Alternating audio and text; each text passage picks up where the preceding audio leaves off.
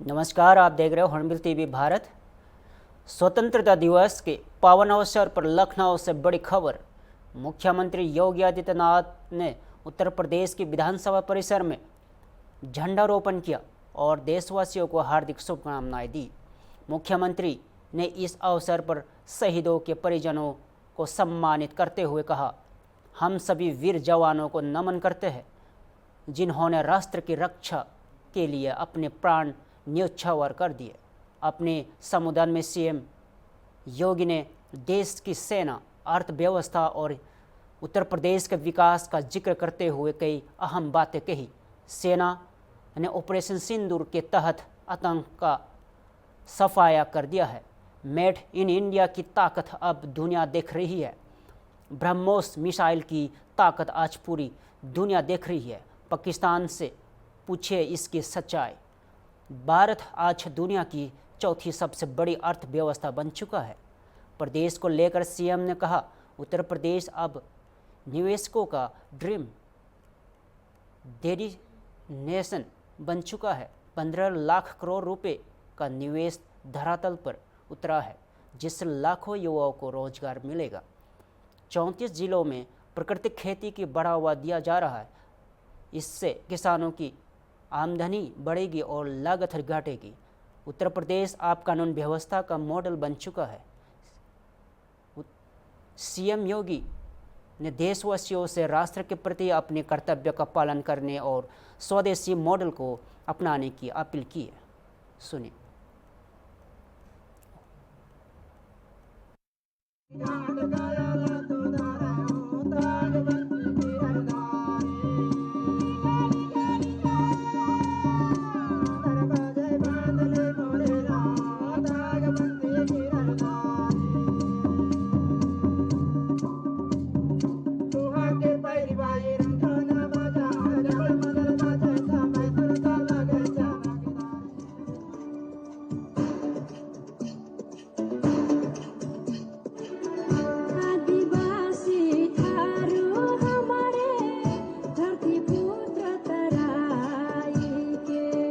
आदिवासी थारू हमरे धरती पुत्र तराई के।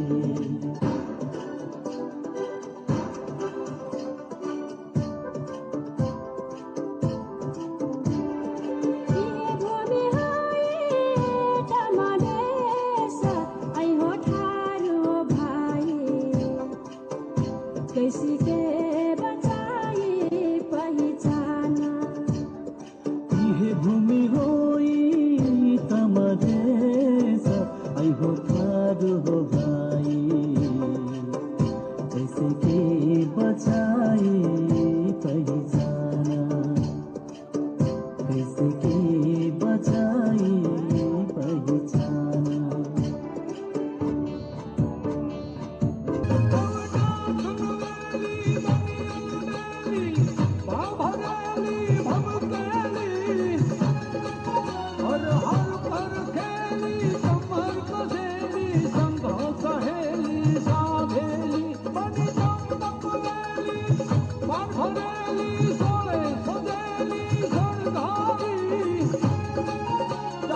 भरत सिंह शौर्य चक्र से सम्मानित। आतंकवादियों के खिलाफ कर्नल भरत सिंह की वीरता, दृढ़ता और कर्तव्य के प्रति समर्पण हेतु उन्हें शौर्य चक्र प्रदान किया गया।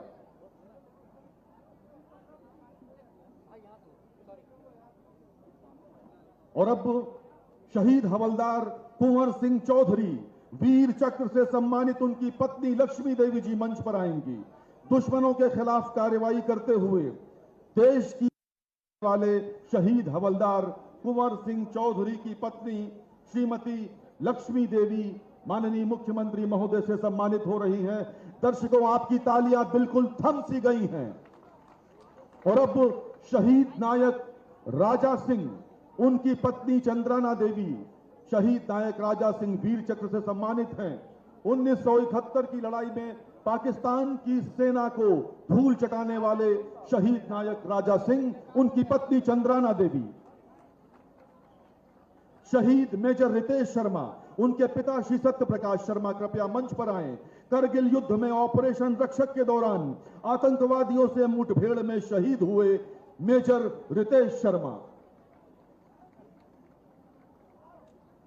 शहीद एनसी पुताली, उनके भाई श्री मुन्नीलाल जी कृपया मंच पर आएं। अरुणाचल प्रदेश में सैन्य अभियान के दौरान एयर क्रैश में उत्तर प्रदेश के मुख्यमंत्री योगी आदित्यनाथ ने आज 79वें स्वतंत्र दिवस के अवसर पर अपने सरकारी आवास 5 कालिदास मार्ग लखनऊ में ध्वजारोहण किया। इस अवसर पर मुख्यमंत्री ने राष्ट्रगान के साथ तिरंगे को सलामी दी और प्रदेशवासियों और स्वतंत्रता दिवस की शुभकामनाएं दी। अपने संबोधन में उन्होंने देश की स्वतंत्रता और वीर शहीदों के बलिदान को स्मरण करते हुए सभी नागरिकों से राष्ट्र निर्माण में सक्रिय योगदान देने का आह्वान किया। मुख्यमंत्री ने कहा, भारत आज दुनिया की चौथी सबसे बड़ी अर्थव्यवस्था बन चुका है। विकसित भारत और सशक्त उत्तर प्रदेश के निर्माण के लिए हम सबको मिलकर कार्य करना होगा। उन्होंने हर घर तिरंगा अभियान की सफलता का उल्लेख करते हुए इससे जन भागीदारी का प्रतीक बताया। मुख्यमंत्री ने युवाओं, किसानों, महिलाओं और सैनिकों के योगदान की भी सराहना की।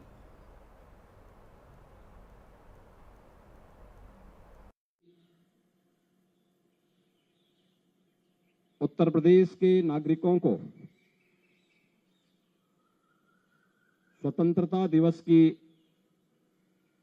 हृदय से बधाई देता हूं।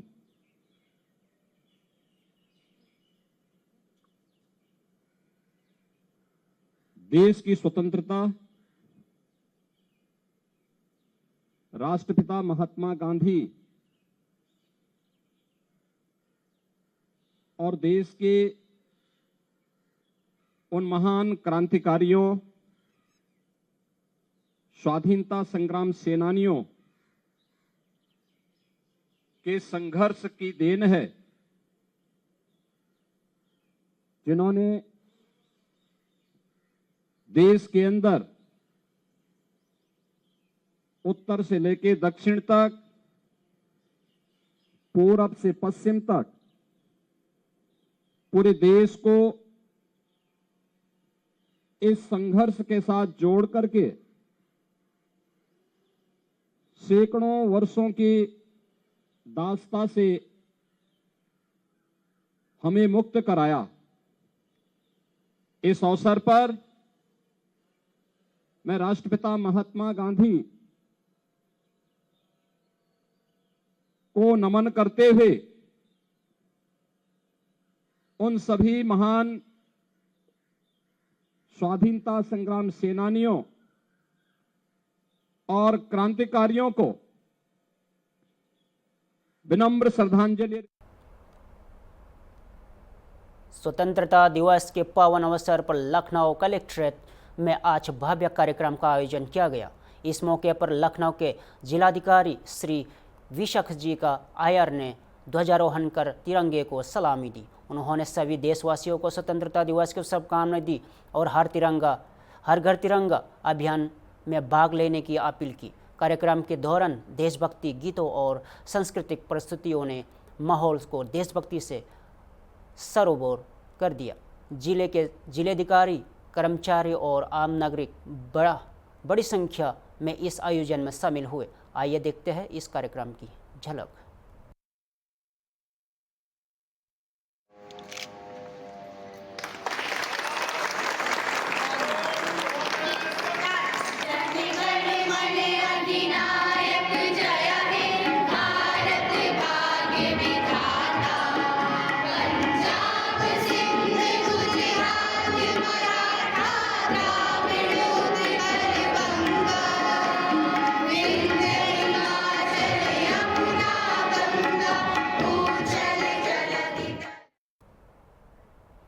स्वतंत्रता दिवस के अवसर पर राजधानी लखनऊ में आज सूचना निदेशालय परिसर में ध्वजारोहण किया गया। इस अवसर पर सूचना निदेशक विशाल सिंह ने तिरंगा फहराया और उपस्थित अधिकारियों व कर्मचारियों को स्वतंत्रता दिवस की शुभकामनाएं दी। कार्यक्रम के ऊपर सूचना निदेशक अरविंद कुमार मिश्रा और CFO संजय कुमार सिंह भी मौजूद रहे। विशाल सिंह ने कहा कि देश की आज़ादी का महत्व हर नागरिक को समझना चाहिए। इस मौके पर उन्होंने विकसित भारत की प्रेरणा और विकसित उत्तर प्रदेश का प्राण नामक प्रदर्शनी का उद्घाटन भी किया। इस प्रदर्शनी के माध्यम से उत्तर प्रदेश की प्रगति और देश के विकास की झलक दिखाई गई। आइए सुनते हैं।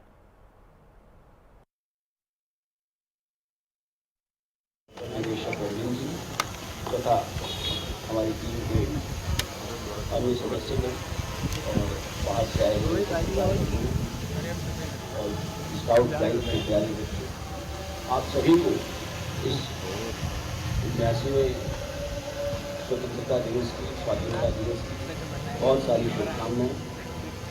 आज के दिन हम महात्मा गांधी जी को भी एक बार पुनः, हम रोज उनको याद करके एक बार पुनः उनको हम सब शत नमन करते हैं। और हमारे जो बहुत सारे ज्ञात अज्ञात ऐसे जो राष्ट्र नायक रहे हैं, जिनकी वजह से हम सब आज के दिन में हज़ारों वर्षों की गुलामी के बाद एक स्वतंत्रता का जो उदय हुआ था उसका लाभ ले रहे। और मुझे लगता है कि यहाँ उपस्थित सभी लोगों में ऐसा शायद ही कोई होगा जिसका एक परतंत्र भारत में जन्म हुआ हो। इसलिए हमें वो फर्क समझना, वो अंतर समझना कि हम स्वतंत्र नहीं थे तो क्या था और जब स्वतंत्र हुए तो क्या हुआ, ये एहसास कम होगा।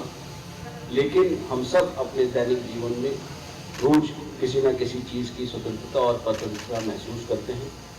स्वतंत्र होने पर जो कष्ट, जो घुटन होती है, वो स्वतंत्रता मिलते ही उस चीज़ से, चाहे वो छोटी सी कोई आदत ही क्यों ना हो, हमें कैसा लगता है ये हम सब जानते हैं।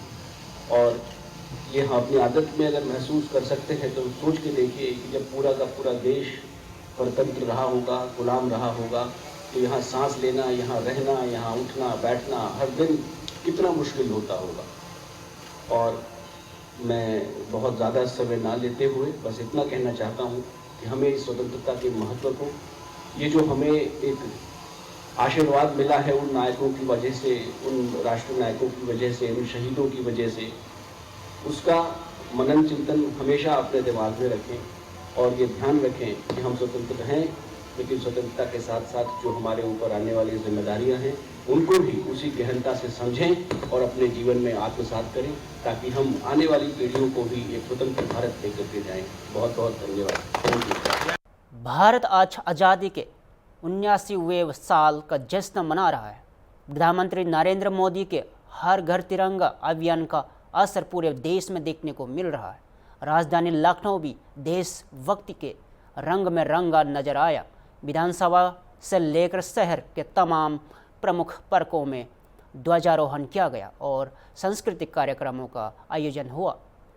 ज्ञानेश्वर मिश्रा पार्क में लोगों ने योग किया और वृक्षारोपण किया और एक दूसरे को स्वतंत्रता दिवस की शुभकामनाएं दी। कार्यक्रम के आयोजकों ने बताया कि इसका उद्देश्य नागरिकों को अपने घरों पर तिरंगा फहराने के लिए प्रोत्साहित करना है, साथ ही देशभक्ति के भावना को जागृत करना भी है। न्याय, समानता, आत्मनिर्भरता और उत्कृष्ट का आधार पर एक मजबूत भारत निर्माण का संदेश इस आयोजन के माध्यम से किया गया। आइए चलते हैं सीधे ज्ञानेश्वर पार्क, जहां लोगों ने आज़ादी के इस पर्व का बेहद अनोखे तरीके से मनाया। क्या नाम है आपका? मेरा नाम ओम प्रकाश सिंह है। आज क्या कहना चाहेंगे? 15 अगस्त है, इसको लेकर क्या कहना चाहेंगे? 15 संदेश देना चाहते हैं देश को? 15 अगस्त देश का स्वतंत्रता दिवस है। आज हम लोगों को हर्षोल्लास के साथ आज़ाद हिंदुस्तान में आज़ाद हम लोग सांस ले रहे हैं। ये बड़े सौभाग्य की बात है। हमारे पूर्वजों ने जो बलिदान दिया उसका फल हम लोगों को मिल रहा है। धन्यवाद। इसको आप 15 अगस्त को देखते हुए आप लोगों ने एक बड़ा ऐतिहासिक पल का लगाया है कि पेड़ लगाने का निर्णय लिया गया है, इसको आप कैसे देखते हैं? ये देश, देखिए, यहाँ ब्रह्मांड में जो कुछ भी हो रहा है ना, प्रकृति के अधीन है। हम लोग प्रकृति के एक गुलाम हैं, एक प्यादा हैं, और उस प्रकृति के आधार पर हमारे बीच एक कोई बंधु हैं जिनके बीच में भगवान प्रेरणा हुई कि यहाँ पर एक हरिशंकरी का पेड़ लगाया जाए। और देखिए, प्रयास किया गया और भगवान की कृपा से सब आज आपका समय आ गया जब हरिशंकरी का पेड़ लगाया जाएगा।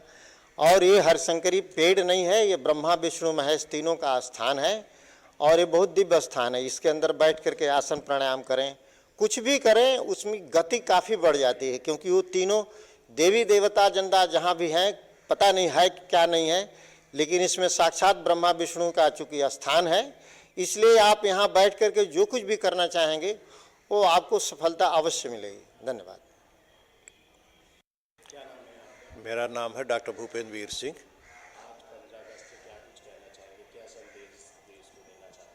15 अगस्त 79 ईयर्स हमारा ये मनाने जा रहे हैं हम, और इस अवसर पर हम अपने सभी बलिदानियों को सशक्त नमन करते हैं, और भाई देश में अमन चयन बना रहे, ये हमारी शुभकामना और हार्दिक इच्छा है। पौधे लगाने का निर्णय लिया आप लोगों ने? हाँ, ये वहाँ पर प्रभु की कृपा से प्रेरणा हुई, और जिस पर ये हम विचार हुआ आपस में, तो हम लोगों ने यहाँ पर पीपल पाकड़ बरगद का 3 वृक्ष लगा रहे हैं, जो ब्रह्मा विष्णु महेश को डिनोट करते हैं। लखनऊ से बड़ी राजनीतिक खबर। समाजवादी पार्टी के राष्ट्रीय अध्यक्ष अखिलेश यादव ने स्वतंत्रता दिवस के बाद आज एक बार फिर मुख्यमंत्री योगी आदित्यनाथ और बीजेपी सरकार पर सीधा हमला बोला है। अखिलेश यादव ने कहा कि मुख्यमंत्री खुद कह रहे थे कि G4 गड्ढा पड़ा रहे हैं, यहाँ हमारे शब्द नहीं है, यहाँ साजिश और पढ़ाई छीनने की। उन्होंने सरकार पर प्राइमरी स्कूल बंद करने और शिक्षा को कमज़ोर करने का आरोप लगाया और कहा कि सरकार का मकसद है कि PDA परिवार डेवलपमेंट अथॉरिटी के बच्चे ना पढ़ पाए। अखिलेश ने दावा किया कि बीजेपी वोट चोरी की तैयारी कर रही है, इसलिए कार्यकर्ताओं को अलर्ट रहना होगा। उन्होंने फूलन देवी का जिक्र करते हुए कहा कि जब उन पर अन्याय हुआ, नेताजी ने उन्हें लोकसभा में भेजा। उनकी हत्या के पीछे जिनकी विचारधारा थी, वहाँ आज भी सत्ता में है। मुख्यमंत्री योगी आदित्यनाथ को प्रवासी मुख्यमंत्री बताते हुए उन्होंने कहा, अगर उनके मामा मठ में ना होते तो वह उत्तराखंड से ना आते। गांव माता और आवारा पशुओं के मुद्दे पर अखिलेश बोले, अगर गौ माता श्राप देती है तो सांड भी देगा, और जो लोग इन जानवरों से मरे गए उनके परिवार किससे श्राप देंगे। अखिलेश यादव ने यहाँ भी पूछा कि अगर आप विकसित भारत की बात करते हैं तो डॉग लवर्स और पेट्स के लिए योजना क्यों नहीं बनाते। उन्होंने मुख्यमंत्री पर दिल्ली मॉडल की नकल करने का आरोप भी लगाया और कहा, योगी जी सिर्फ दिल्ली की योजनाओं की कॉपी करना जानते हैं। अखिलेश ने अंत में कहा कि जो चीज़ अच्छी होती है बीजेपी की सरकार उससे बर्बाद कर देती है। सुनिए। तो इन्होंने नहीं G4 गधा नहीं पढ़ा, जो जैसा पढ़ता है वही बोलता है। ये मुख्यमंत्री जी खुद ही कह रहे थे G4 गधा पढ़ा रहे हैं, ये हमारे शब्द नहीं है। मैंने आपसे कहा कि हम पॉलिटिकल वर्क करें, पॉलिटिकल पार्टी के लोग, हम एक पॉलिटिकल मैसेज देने के लिए पढ़ा रहे हैं कि स्कूल खोले जाए, स्कूल शुरू किए जाए। आप स्कूल शुरू कर दीजिए, टीचर अपॉइंट कर दीजिए, प्रिंसिपल अपॉइंट कर दीजिए। आप क्यों नहीं अपॉइंट कर रहे हैं, स्कूल क्यों नहीं खोल रहे हैं? ये सरकार धोखा दे रही है, ये बचना चाहती है सरकार, ये पढ़ाई गरीबों की छीनना चाहती है। ये बाबा साहब भीमराव अम्बेडकर जी के संविधान के तहत जो हमें अधिकार मिला है पढ़ाई का, उस पढ़ाई को छीनने की साजिश है। समाजवादी लोग कभी कामयाब नहीं होने देंगे। हमारा आंदोलन भी चलेगा और सरकार बनेगी तो जो ये स्कूल बने हैं इससे बेहतर गरीबों के स्कूल बनाने का काम समाजवादी सरकार ने। आप लोग इस पर प्रोटेस्ट करें। ये भारतीय जनता पार्टी का काम करने का तरीका है, फर्जी वोट बनवाना और वोटर लिस्ट में वोट बढ़वा देना, अपने वोट न कटने देना अगर बूथ पे नहीं है तो।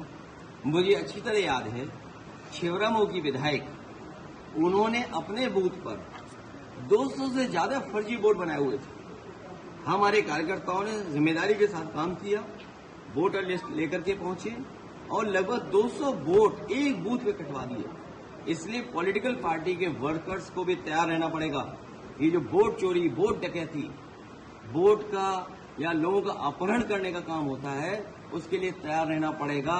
मैं फिर एक बार इलेक्शन कमीशन से कहूंगा कि जिस सूची को समाजवादी पार्टी ने दिया है डिलीटेड वोट्स का, ऐसे अधिकारी जिन्होंने जानबूझ करके समाजवादी पार्टी के वोट को डिलीट किया, उन अधिकारियों के खिलाफ कार्रवाई होनी चाहिए। जिन लोगों ने बाई इलेक्शन में समाजवादी पार्टी और आम जनता को रोका वोट डालने से, उन जिलाधिकारियों के खिलाफ कार्रवाई होनी चाहिए। अगर ये जिलाधिकारी और अधिकारियों के खिलाफ कार्रवाई हो जाएगी तो यही निष्पक्ष काम करेंगे, आपकी वोटर लिस्ट भी ठीक हो जाएगी और वोट के दिन भी कोई भी डकैती नहीं कर पाएगा, न बंदूक दिखा के डरा पाएगा, न और कोई तरीका अपना पाएगा। ये भारतीय जनता पार्टी, आप यकीन करना, इंजन टकरा रहे थे, डब्बे टकरा रहे हैं, पटरियां टकरा रही हैं, और जैसे जैसे चुनाव करीब आएगा 27 का, 47 तो दूर, 27 से पहले ही ये तलवारें खींचने की जो भी विधानसभा में दिखी है। और सच्चाई तो ये है कि जनता का गुस्सा ये सामना नहीं कर सकते, इसीलिए जनता को दूसरी दिशा में ले जाना चाहते हैं कि 47 का विजन दिखा दो। जनता जानती इनका विजन कुछ नहीं है। अगर इनका विजन होता तो मुख्यमंत्री की ये भाषा होती। सोचिए क्या भाषा उनकी, एएनआई वालों से पूछ लो कभी। ऐसी मुख्यमंत्री की ऐसी भाषा हो सकती है, एक विजनरी मुख्यमंत्री की यही लैंग्वेज होगी। सोचो अपने विपक्ष के लोगों के लिए ये भाषा का इस्तेमाल करेंगे। सोचिए सबसे अच्छा ये था कि उन्हें अपनी टिकट पक्की करा लेनी चाहिए बीजेपी में, उन्हें अपनी टिकट पक्की कराने। मुझे उम्मीद है, हालांकि हमारे मुख्यमंत्री जी बीजेपी के सदस्य केवल चुनाव के लिए बनते हैं, याद रखना आपको। हमारे मुख्यमंत्री जी भी बीजेपी के सदस्य नहीं रहे, भारतीय जनता पार्टी के वो सदस्य नहीं है, केवल चुनाव लड़ने के लिए वो सदस्य बनते हैं। हमें उम्मीद है कि अपनी टिकट के साथ साथ वो उनको भी टिकट दिला लेंगे, और अगर पहले टिकट दिला दी होती तो हमें देनी नहीं पड़ती इन्हें टिकट। भाई अगर पहले ही टिकट बीजेपी ने दे दी होती इन्हें तो हम टिकट थोड़ी देते। कोई चुनाव पर क्या बोलेंगे? तरफ सारा किया है। देखिए, बहुत महत्वपूर्ण सवाल मेरे पत्रकार साथी ने पूछा है।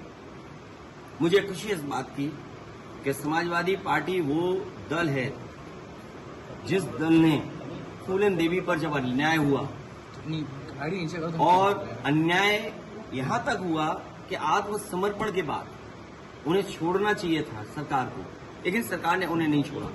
नेताजी ने उन्हें छुड़वाया, और छुड़वाने के साथ साथ उन्हें लोकसभा का सांसद भी बनाया। लोकसभा में पहुंच करके उन्होंने न केवल महिलाएं बेटियों के साथ जो अन्याय होता है उसकी दास्तान सुनाई, बल्कि एक भी अगर उदाहरण हमें दे दो कि एक महिला के साथ ऐसा व्यवहार हुआ हो और इस ऊंचाई तक वो पहुंची और सम्मान पाया हो। ये जो बकवास कर रहे हैं ये लोग, इन जिनके जो पैसे से बिक जाते हैं लोग, ये वो हैं जो सरकार के साथ रहना चाहते हैं, सरकार को खुश करना चाहते हैं। क्योंकि सरकार में अगर ये नहीं रहेंगे तो इन्हें पूछेगा कौन? जो हत्यारे हैं वो सरकार के लोग हैं। जिसने हत्या की वो किस विचारधारा से जुड़ा व्यक्ति है? कोर्ट में मामला, जेल गया, और फूलन देवी को हत्या कराने में जो विचारधारा के लोग हैं वो कौन है? फूलन देवी को किसने उसके साथ ऐसा व्यवहार किया? वो बेमई कांड के को लोग भूल जाएंगे कि क्या एक महिला के साथ ये व्यवहार हो सकता है? ये वो लोग हैं जिनको उनके समाज ने नकार दिया, और समाज जानना चाहता है, उसका इमोशन का फायदा उठाना चाहते हैं। ये जो पार्टियां हैं, जब कुछ नहीं बचता इन्हें तो जनता के इमोशन से लाभ लेना चाहते हैं। ये जो लोग बोल रहे हैं फूलन देवी के हत्यारा, वो हत्यारों के साथ है। सर, एक महत्वपूर्ण सवाल ये संदेश देने की कोशिश की लोकसभा में हमने नुकसान पहुंचाया, इसका विधानसभा चुनाव है, इसका मतलब है किसी की कुर्सी हिल रही है, चेहरा बदल रहा है। अगर कोई इस तरह की बैठक हो रही है, सरकार बनाने के लिए तो नहीं हो रही होगी बैठक, सरकार से नाराज हो सकते हैं या कुर्सी हिलने की बात हो रही होगी कुछ। ये तो दिल्ली और लखनऊ वाले जाने। दिल्ली वालों ने क्या इशारा किया जिसकी वजह से बैठक हो रही है? ये लखनऊ वालों ने इशारा किया। लेकिन हम एक ही बात मानते हैं, वहां पर जो पीडीए के लोग बैठे लोग हैं वो घुट रहे हैं, वो घुटे जा रहे हैं, उनको कोई रास्ता नहीं दिखाई दे रहा है। उनका भी विजन साफ है 2027 में पीडीए के साथ। मुख्यमंत्री कह रहे हैं कि देखिए, पीडीए परिवार डेवलपमेंट अथॉरिटी, कितनी अच्छी बात है। कितनी अच्छी बात। माइक आड़ी तो उठवाए जा रहे हो, क्योंकि मुख्यमंत्री जी भी पीडीए के ही निकले हुए हैं। उदाहरण, इनके मामा अगर ना आए होते, अगर इनके मामा मठ में ना होते, मुझे नहीं पता कि किस कारण उत्तराखंड से यहाँ आए हैं। ये हमारे प्रवासी मुख्यमंत्री हैं, नेटिव प्लेस नहीं उनकी है, तो इसलिए उनसे बेहतर कौन समझेगा। क्योंकि मठ में जिस स्थान पर बैठे हैं, मैं तो लोकसभा में बाद में आया हूं, वो तो पहले कब्जा किए हैं। तो असली उदाहरण कोई है तो वो भी तो उदाहरण उसी के हैं। उनके मामा ना होते तो शायद वो भी ना होते। और जहां तक पॉलिटिकल है, अरे चाचा हमारे साथ है, क्यों टेंशन ले रहे हो आप? न योगी जी को टेंशन लेनी चाहिए। सर, जल जीवन मिशन को लेकर बीवी ये कितना अच्छा बोले।